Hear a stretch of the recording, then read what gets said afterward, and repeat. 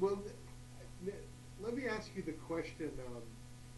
You had sort of told the story of how you became, before we got started, just before we got started, how you became a supply clerk, but that was not your original classification. Well, I was a corporal, and I was running the NCO club also. I was in the bar, and I had a urinate. So the latrines were too far away. Well, maybe I should back up here. The latrines were too far away. So I urinated through the fence, and we had permanent guards in the unit. And they were fellows that kind of screw ups in their own unit. Were sent down to the brigade to be permanent guards. So they turned me in to the company commander, who was the first lieutenant or second lieutenant. He says, Altenburg, I'm going to bust you. I said, sir, I'm not looking for a bust, I'm looking for a promotion. And I shopped for another job. And they were looking for a supply center.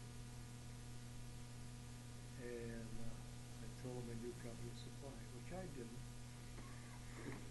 And I had on-the-job self-training. And I got the promotion to sergeant then. And then the company commander was due to rotate. And they have a clothing allowance.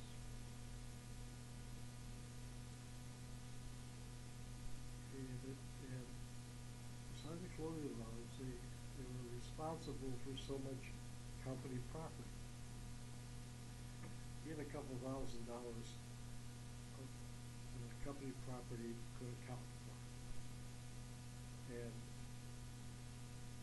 I had friends at the depots, and I made a paper turn-in of his shortages, which didn't exist, just a paper turn-in. So I got the other stripe. So really quick, and that's how I got to be sergeant first class in 13 months. And in the unit, I was also running the NCO club, and that paid $90 a month extra. It was a Quonset hut. And there was a, what was his rank? Just below the lowest officer rank, warrant officer, warrant officer. That was at this depot. And he liked his whiskey, so I took a quart of Canadian Club to him. And I got the truck load of 40 sheets of plywood for a fifth of whiskey, or a quart of whiskey, whatever it was, and aligned the Quonset hut plywood, built the stage, and brought in local entertainment that we had every weekend. So who would you bring in? And what kind Korean groups. Yeah. And the two Koreans that worked in the orderly room liked the first sergeant and myself, and one of them got married. And we weren't invited to the wedding, of course, but they invited us to their home afterwards to have kimchi and tea. And the bride, of course, was not allowed in the room. There was anyone there. We didn't see the bride. Three of us were sitting there talking. I'm curious. Before you became the supply clerk, what were you doing? I'm a clerk. I was a sergeant. No, yeah, I know. But before doing supply, I mean, what were you doing besides running the NCO club? What was your? It was. Oh, I was in food service. Food service. Yeah, food service in the brigade. Doing what?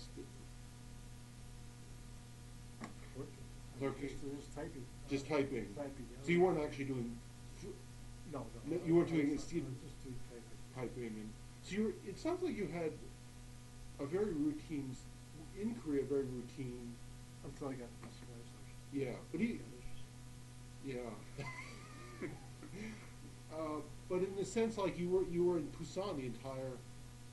Did you leave? Did you ever leave Busan? Did you or your unit? No. No. By the way, I've got another story to the corporal in the bus you. I went back to my unit and told the sergeant I worked for what was going to happen. He went in to the major's office. Major comes storming out of it.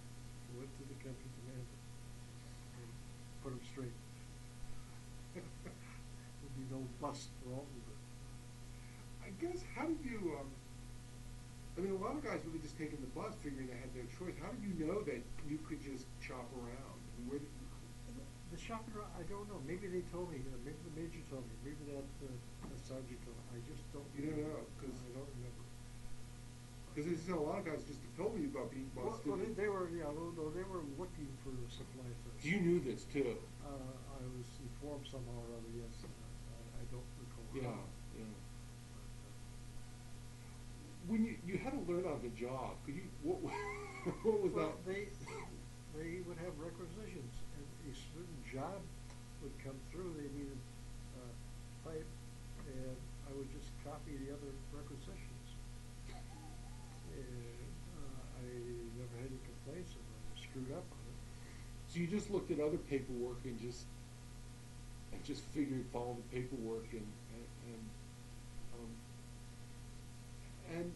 I guess how many men did you have under you as supply sergeant? Just one. There's a story about this fellow. He was a private PFC, and he said, "Sergeant, where I gotta go to town? Just married. Like, gave him a little list. I said, well, go see Annabelle at this place." So next morning he says, "See Annabelle?" "Yeah." "Did you wear a rubber?" "No." "You ass." "No."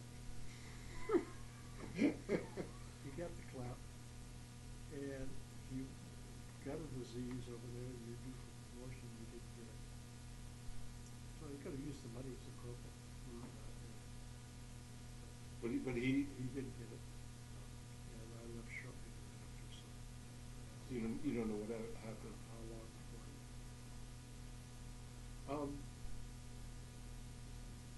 What was I mean, as a supply clerk? I mean, what was a typical day? Because you said it was a little more interesting in terms of you described the plywood deal.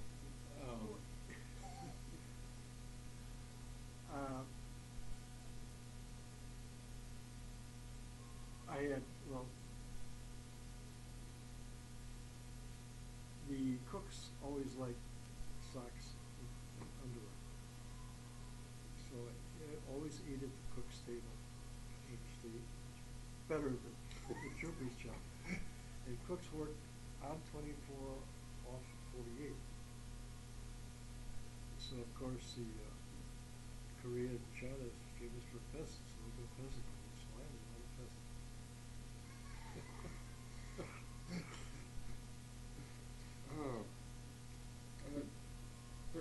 It sounds like a lot of it you were going with the flow. You have said before. I was just curious. Did you have a sense of the greater mission that you were there and defending South Korea? No. Not at all. Just there for the pheasant. Yeah. I'm curious because you mentioned going to this Korean home after the wedding. How much other contact? And you had Korean houseboys. How much other contact did you have with Koreans? Every day. Every day. Every day, because they had Koreans working on the base. There was one time I was walking through a little village, and as I mentioned, Korea's registration was across the road. And here's two Australians, and they're in this Korean home, and it was open, and the Korean was treating them for head wounds. He had gotten beaten up, and I raced back to the unit, got a vehicle to bring him back, and they couldn't thank me enough. And over at the NCO club. They got me well oiled. So they were very appreciative. You mentioned, I think earlier, if I remember you correctly, about the priorities, and you even, I think, put alcohol over ammunition, if I remember. Well, the state of priority on material coming in was alcohol, food, and ammunition. In that order. In that order. And you, it sounds like there was quite a bit of drinking. Nothing else to do at night. Yeah. I mean, it also strikes, because you said you booked Korean entertainment. I mean, it sounds like that was very popular, that people actually. Well, that was. They had no other Yeah. entertainment. What about, for example, did you ever see a USO show come through? Oh, Ethel Merman, I heard sing like that. What about, was there a USO club or any Red Cross club in Busan that you remember? There was a Red Cross Club, coffee and donuts. Yeah, but that was it. That was it, coffee and donuts. Yeah. But no sort of a USO club that sort of had a home away from home. In fact, I think this is just a big trailer. What about movies from the States? They would have movies. Most of the guys in the bar are watching movies. Mm-hmm. And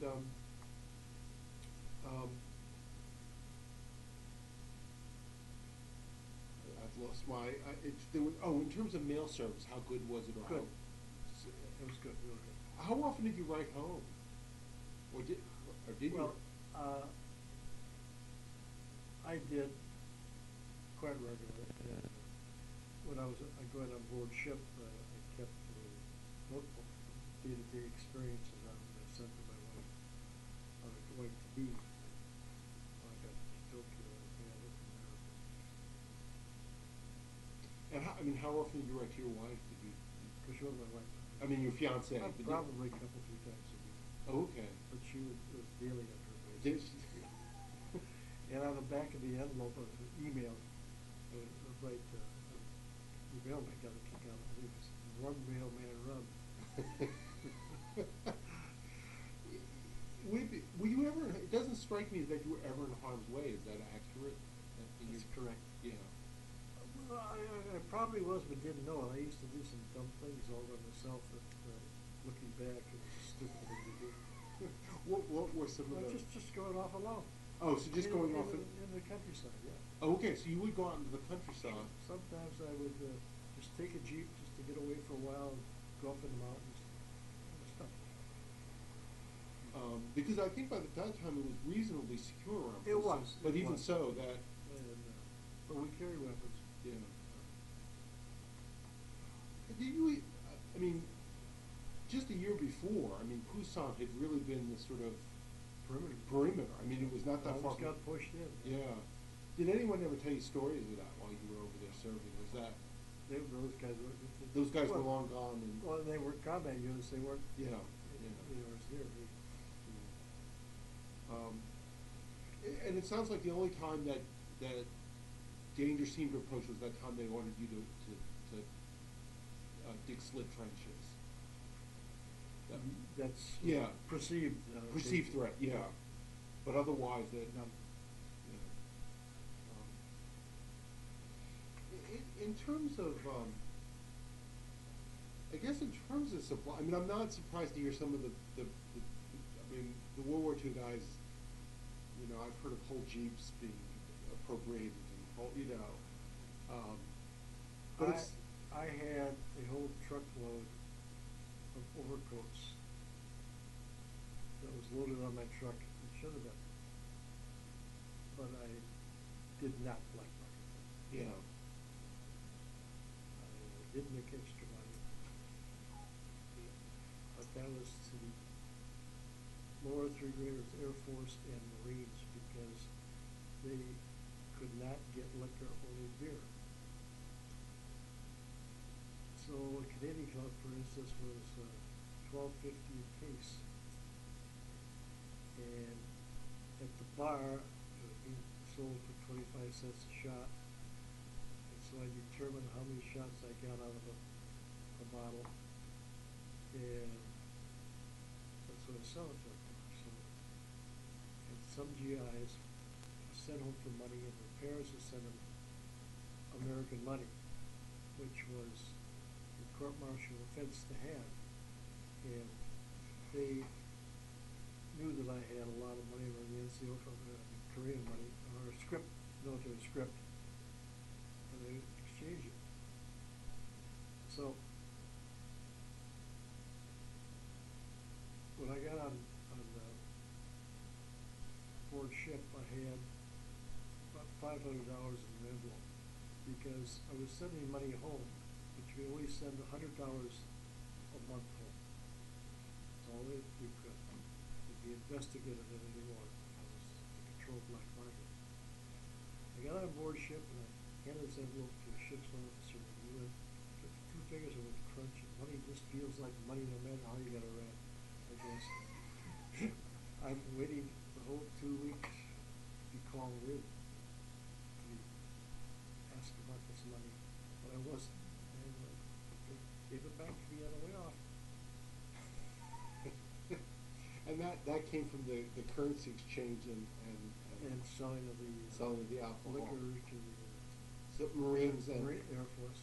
Air Force Marines were the ones. And to cover my extra purchases, I would go to another NCO club. I'd buy this extra booze, and there's a form you're supposed to fill out. I said, look, I want all my records nice and neat. Just sign this, will you? I'll type it up when I get back. I guess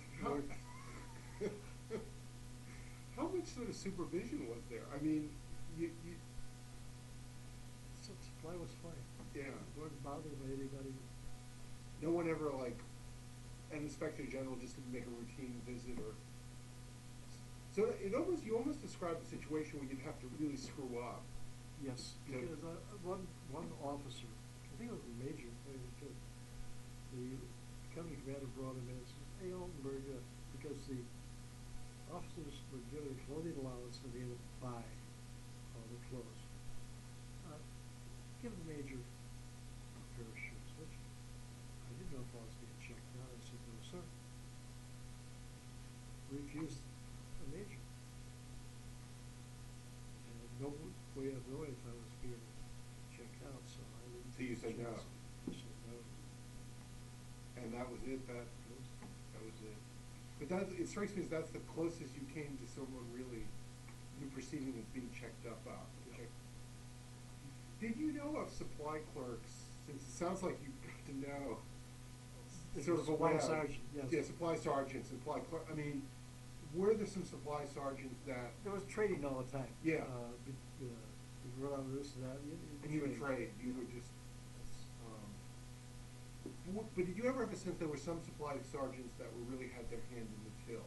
Never concerned. Never. You didn't even think of it. Didn't even think about it.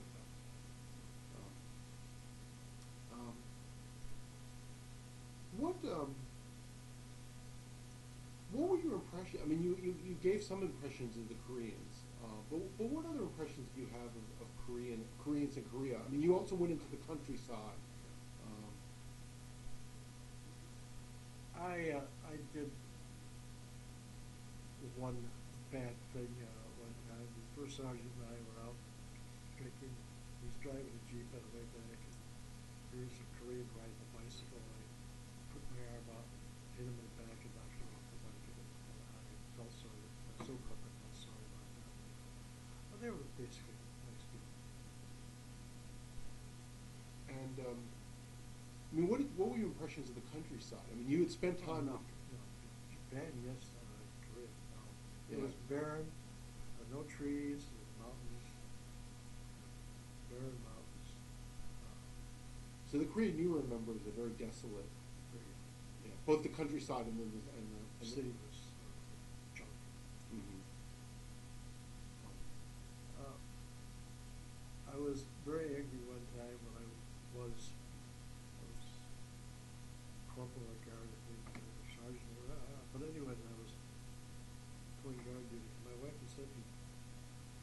fiancée and sent me the colored photo in a nice leather folder. And it disappeared out of my tent, over the shelf of that. And I looked at the gate. Maybe I don't think I was sergeant the guy, just had to be the gate at the time. And his courier came in, showed his pass, and this and that. And I hauled him into the company commander. He said he'd wanted on the street. It was a picture of your fiance. Well, he had the folder. There was a little folder. But the picture. The picture was gone. Mm-hmm. And he had his ID card. And the company said, well, he said he bought it on the street. I said, oh, that's annoying. So they sided with the Korean. He had, yeah. They didn't take it away from him. Yeah. Or obviously punish him. Well, just take it away from him. Yeah. They couldn't Yeah. couldn't prove that he Yeah. went in there. Yeah. But he worked on the Yeah, compound. yeah. So he worked on the compound. He had access to the quarters. Those quarters had a little pot-bellied black stove in the middle. I mean, just typical mash. Well, we should because we've seen the pictures, but people reading this interview won't.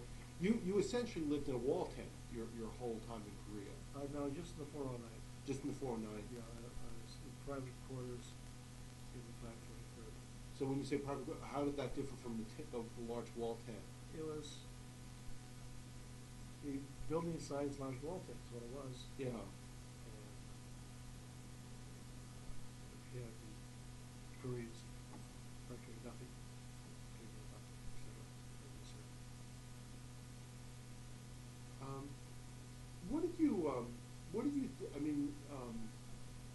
What did you think about the whole, or did you give it much thought at the time of the Truman MacArthur, I was a fan of MacArthur, Mm-hmm. based on World War II. Okay. And then, of course, Eisenhower after. Mm-hmm. In fact, I was unhappy with Truman when he sacked Zach MacArthur.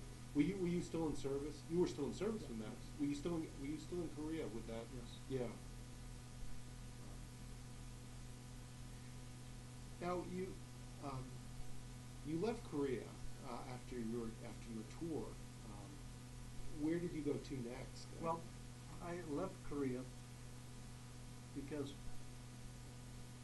we were supposed to be there for 18 months. The combat troops were there for 12. But every time I was due to rotate, they would extend the time. And there was a fellow that I shipped over with, or took basic with, in a unit that determined who would go when. Altenburg isn't going before I go. But he was on R&R, and other acquaintances in that office, boom, I was gone. By the time he got back, I was out of it. You went back to Japan first? Well, got a ship out of Japan, yes.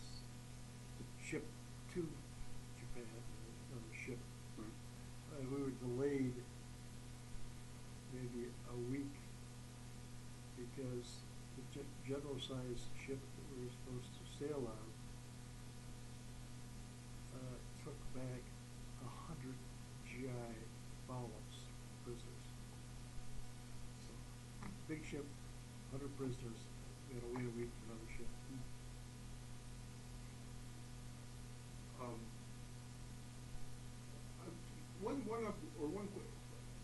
One question, I guess, or observation even, is you really sort of had a sense that there was the official system and then there was the system of how it actually worked. Of course. Yeah, I mean.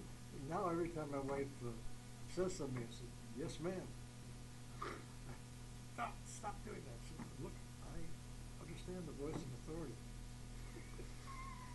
I mean, had this been part of your personality before joining the Army? I don't. Yeah. I don't. But you seem to be, as I said, I mean, the idea of this sort of, a lot of people would have taken the bus like, well, he's the officer, and it sounds like you picked up very quickly on how supply actually, one of the ways to keep it working is trading. I mean, that it otherwise won't work. going back, you came home and you still had time to serve. Um, and you mentioned over lunch that you didn't want to go to Colorado because of the mountains Well, at the time. The government gave us a train ride from San Francisco to Colorado Springs, and then we had to make our own way home, and then back to Colorado Springs for reassignment. Got married, came back, my wife says, "Oh, get assigned here, I want to stay here." I says, "Too much like Korea." No. So overall, looking back, it wasn't something that I kind of got this. It wasn't. It was enjoyable in some sense compared to what other people were experiencing in Korea, but not so much so that you would want. I think I basically had a good time. Right, but not so much that you would want to live anywhere that reminded you of it. That's correct. Right. What else? You're also, I think, someone reading this. I mean, Colorado Springs is not what it is today. I mean, it was, in my understanding, in the '50s, it was a much smaller. My daughter moved to Colorado Springs, and then when she moved to Knoxville, I was unhappy because I liked taking my son-in-law's four-wheel drive and going up in the mountains. Mm-hmm. But at the time, you had enough of it. And so you were able to manage to get transferred to Chicago, I asked for an assignment at Fort Sheridan, Illinois, which is very close to Milwaukee, and I got the assignment in Chicago. And it was on 79th and Harlem, and you wouldn't recognize that neighborhood today. But there were anti-aircraft gun sites, allegedly to protect O'Hare. Mm-hmm. Walked into the office there. It was about 4:45, and the corporal says, "Sergeant, you're AWOL." And I said, "Corporal, you're full." Because I was still there duty hours. It was before 5 o'clock. I wasn't late. Should report on that day, and I did. Duty hours. And we were buddies from then on. Lived off base, and he moved in the same. There was a house that broke up into apartments. He moved in there. We visited back and forth. He lived in St. Louis for a while after that. That was our initial meeting. And I mean, you mentioned it was an anti-aircraft unit. What was your particular unit? Supply. And this unit was, I mean, what was its state of readiness? I don't remember, but there was one black PFC that was assigned to the supply room from Washington, D.C., and he had an attitude. And, of course, the troops had a full guard duty, or fire watch, or whatever it was. And they had to clean their rifle and the carbine that needed tying around.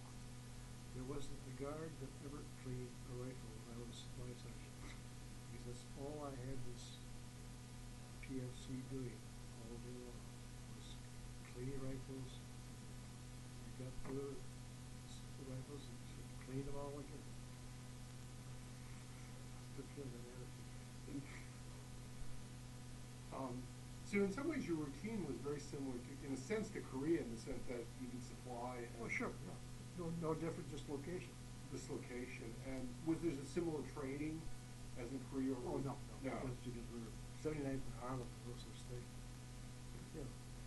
So in many ways, it sounds like it was very quiet duty, in the sense that, I mean, what was a typical day like? Boring.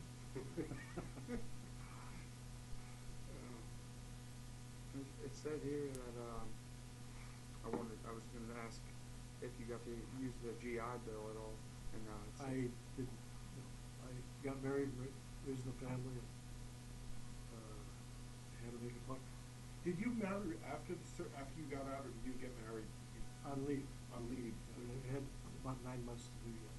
So when you were in Chicago, is that was married. yeah? And your wife and you set up an apartment in Chicago, or?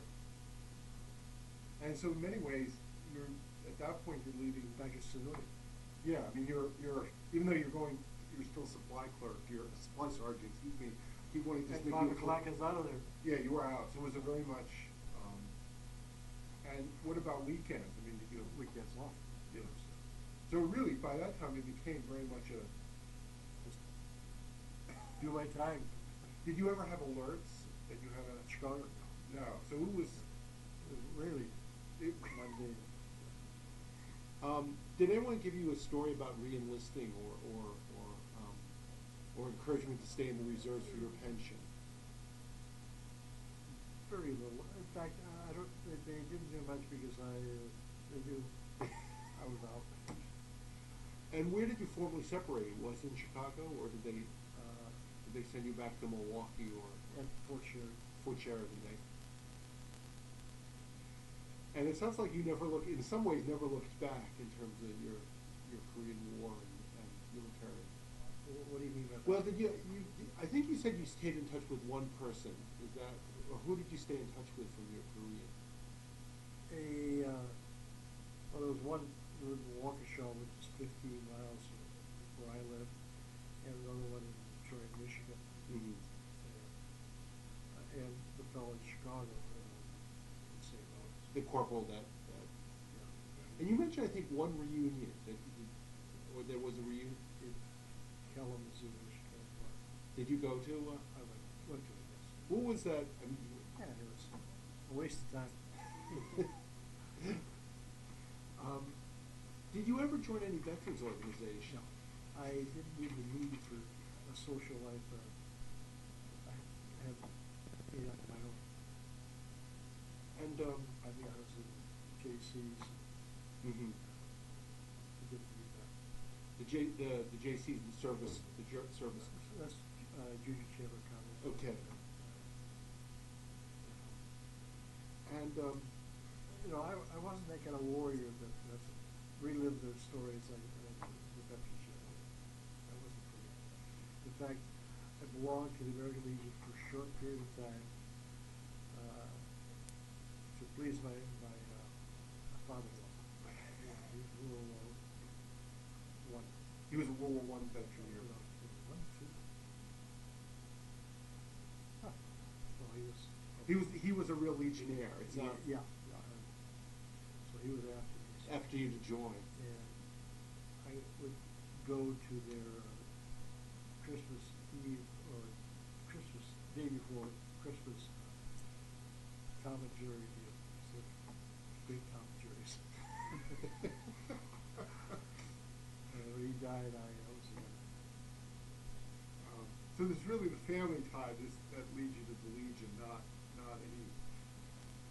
Kind of, okay, get it off my back. Yeah.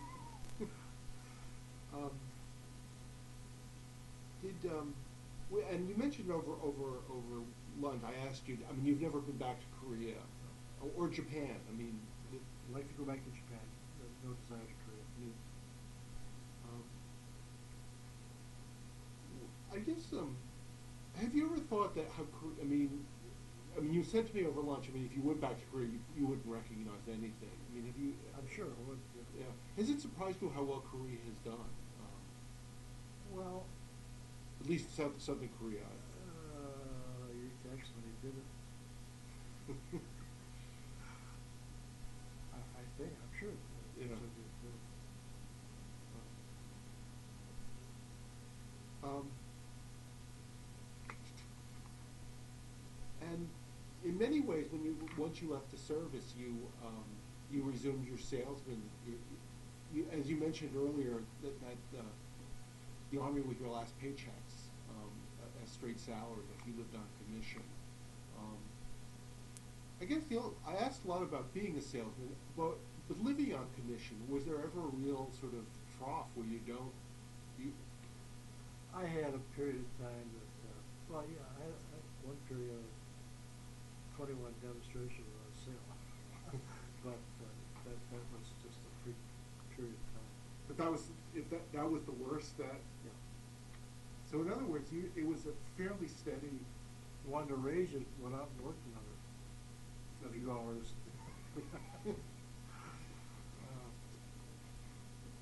And then you became a distributor, and how? I mean, I guess how did that happen? Factory distributor, Well, and how does that differ from? It was kind of a rollover with my dad, but I was offered the distributorship years before that in a small city called Racine, Wisconsin, and I didn't want that. And this distributorship was based out in the Milwaukee area. Yeah. And I guess how does that? I mean, what did you do? I mean, it's a simple question, but what did you do as a distributor? I mean, You hired salespeople. Mm-hmm. And of course, they got the machines X number of dollars, and you got the rest. So how did you pick good salespeople? You Or did you, don't- or was it you- just luck? It was just luck, yeah. It just was a case of how to pick them. And I had three people that were good for years in the state, but most of them were about to go. Mm-hmm.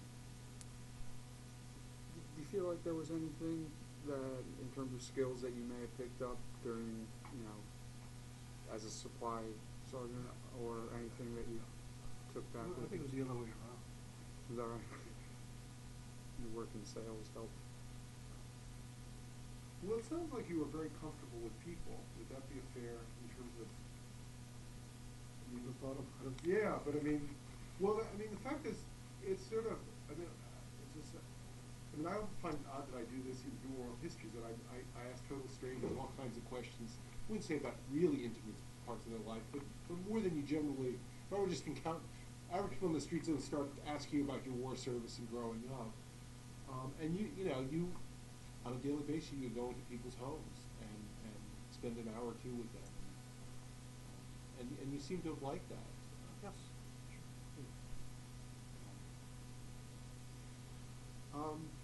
You mentioned your one daughter went into the Army, not without any consultation. Is there anything about her experiences that matched yours? None. This year's stateside all the time. Mm. But I always told my granddaughters when they're old enough to understand, your mother wore combat boots.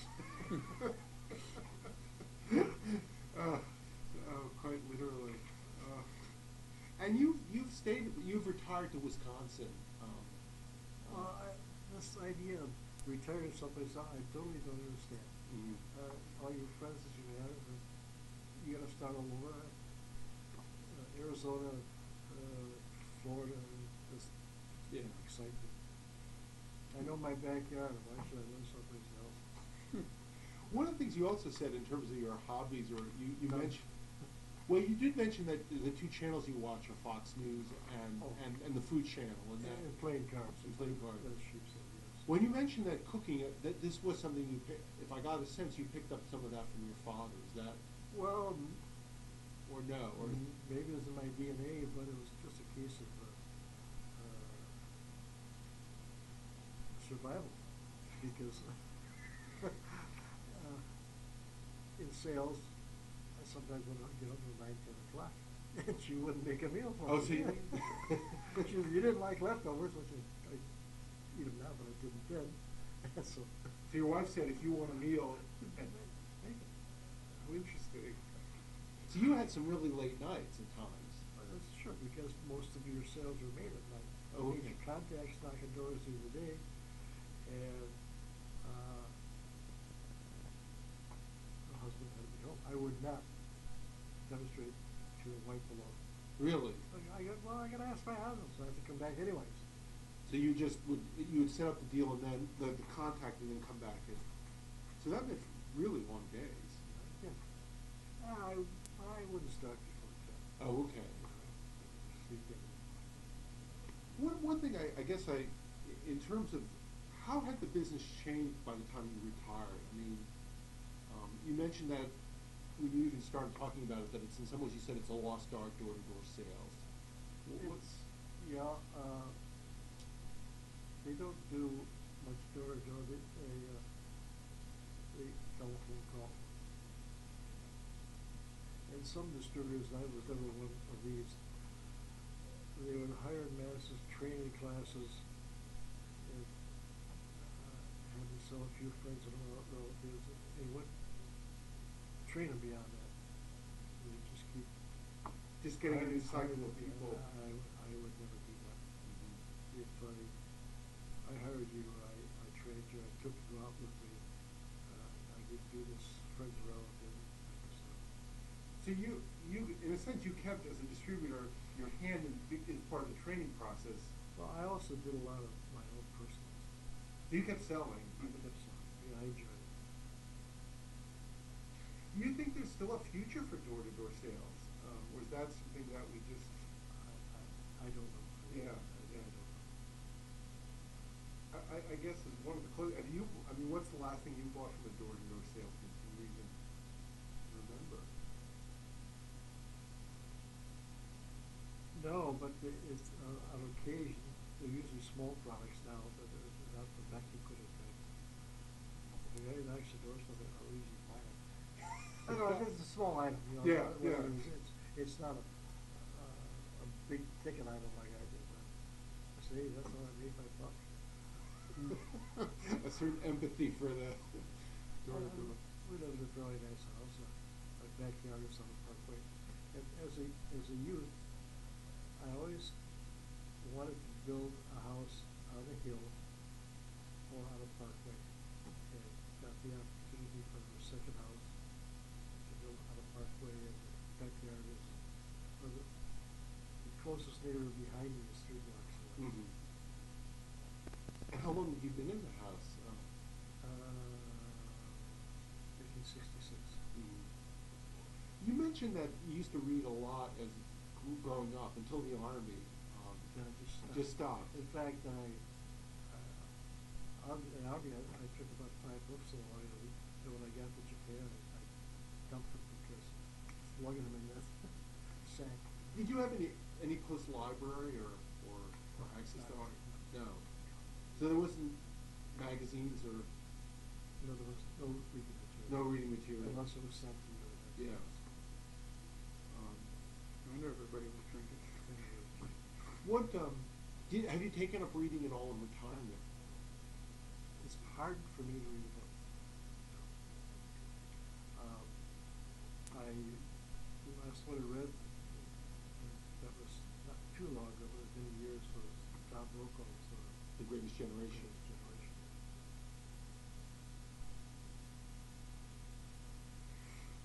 Is there anything we forgot to ask her? I don't think so. No, I have to say I did a lot of jogging. Well, I'm glad. I'm very glad that you made time to be. I enjoyed it. Oh, good. No, we enjoyed it a great deal. We enjoyed it, and you have some very good stories that, will not only eventually appear on a transcript, but might occasionally appear in a lecture without your name attached. Well, thank you very much. Thank you very much.